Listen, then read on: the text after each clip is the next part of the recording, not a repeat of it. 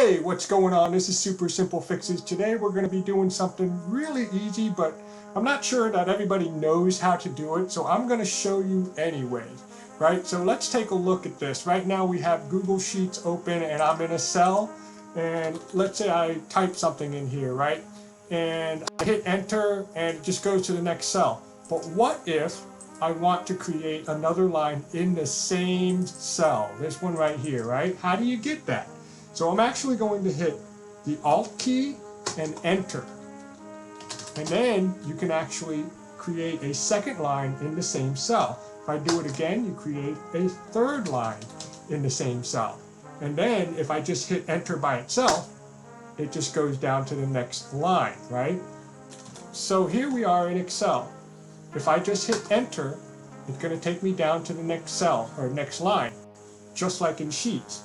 But if I'm back in that same cell and you hit the Alt key plus enter, you're going to get the same result every time. So you created 3 lines in one cell. If I just hit enter again, it's going to bring me down to the next row. So remember, Alt and enter will make this work in both Google Sheets and Excel.